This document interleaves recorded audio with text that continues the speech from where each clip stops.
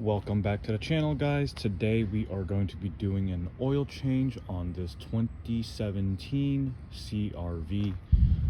As you can see here, this is the 4-cylinder with the turbo on it, and from the oil cap it takes 0W20. So just gonna go over some of the tools we're using today.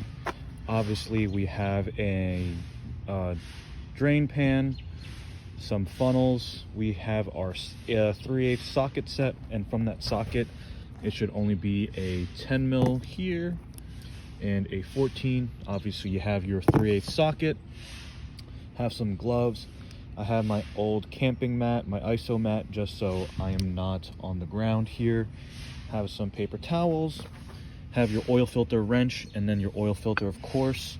And then the oil, of course, is going to be your 0W20. This is that Kirkland stuff, so from Costco.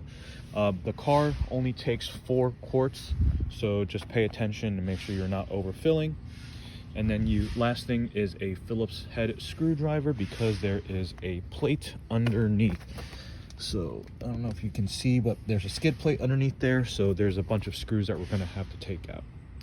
And then last thing, you're going to have your ramps. Got to keep your car elevated. So some of the things we did to prepare the car, I drove it around a little bit. I had to go to Napa to pick up some Asian coolant, that good Toyota red pink. So I drove that there and then drove it back, let it cool down, put the hood up, and I put the car on ramps. So while I am cooling the car down, I'm prepping all my materials here. And next we are going to set up our ISO mat, and then we're going to go underneath and we are going to take off the skid plate. So we're underneath the car now, and you can see right here I'm pointing with a flat head, that Phillips head. This one looks like a 10, another 10, another Phillips head, but there's also these here. Not sure if these are going to be required to be taken off, but it looks like it is, so don't forget to add a flat head underneath there. And it also appears from here and right there that I am missing some screws, so just be aware of that. And now we're going to take everything off.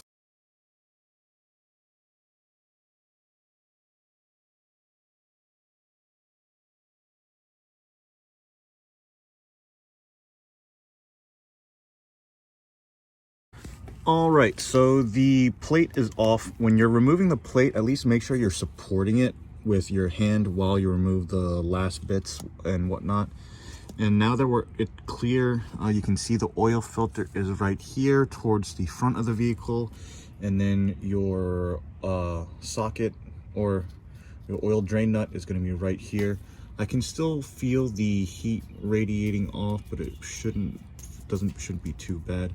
So at this point, I'm going to pull my mat back a little bit and then set up the drain pan for these two pieces right here. And as you can see, we still have the classic blue OEM Honda filter.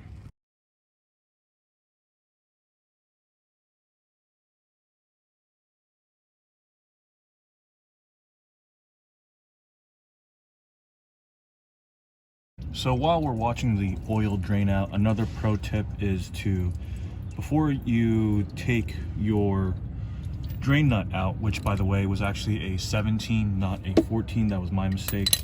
Before my read was wrong, make sure you take the cap off the top from the oil fill hole so that you get some nice air flown out, which is why you saw this drain out so easily. Now while we wait for that to completely drain out, I am going to shift over and take out the oil filter. Majority of the oil and the oil filter housing is all drained for the most part. So now we're going to start putting everything back together. So starting, we're going to put the drain bolt back in, and then we are going to prime our oil filter and then put it back in there. Okay, and always hand tight, and then do a 1/4 turn pass snug for the drain bolt.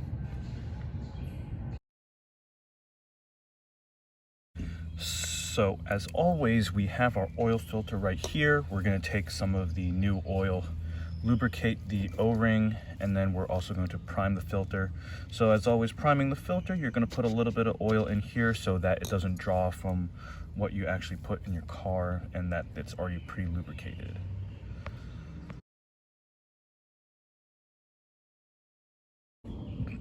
If I didn't explain it earlier, the main reason I was rotating the oil filter as I added a little more oil is to fill in all the little channels. So now you see we have a little excess coming off. Not a problem. We're going to put this onto our oil filter wrench and then tighten everything back up.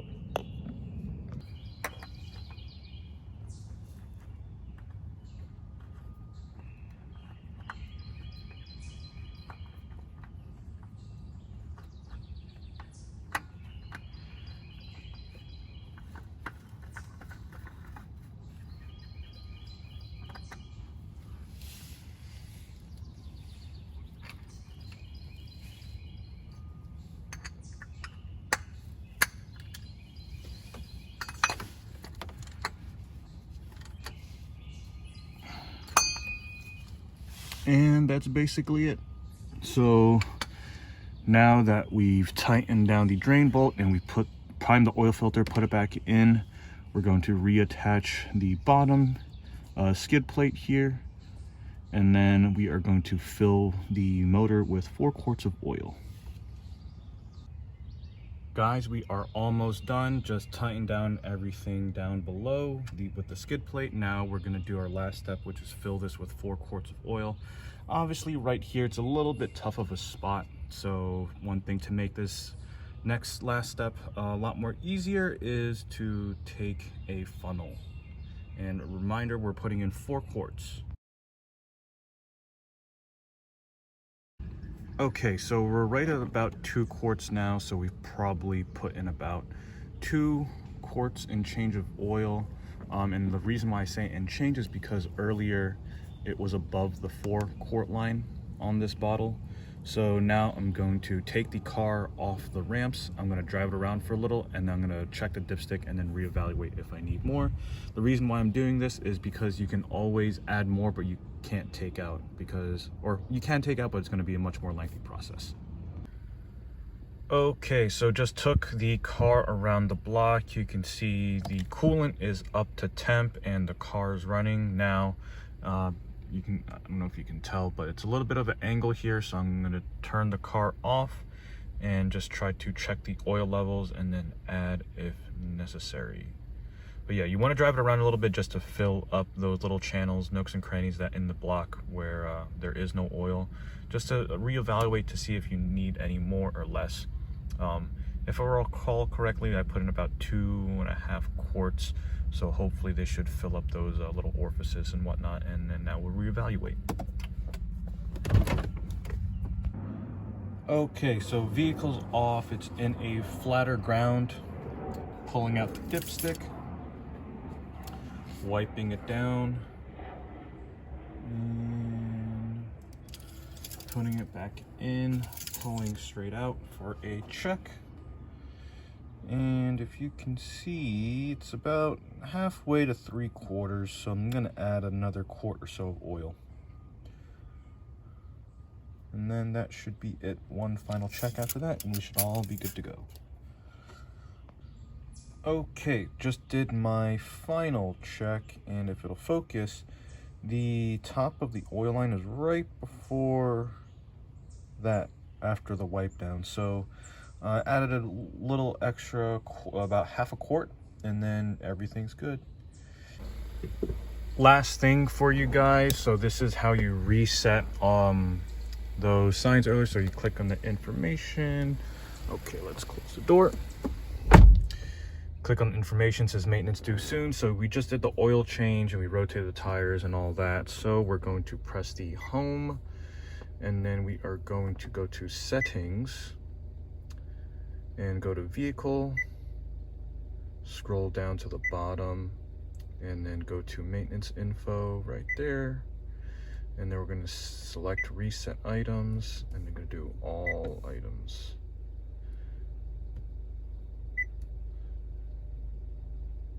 And that's it, everything's gone. So as always, thank you for watching, guys. Please comment, like, subscribe. Let me know what you'd like to see next, and stay safe.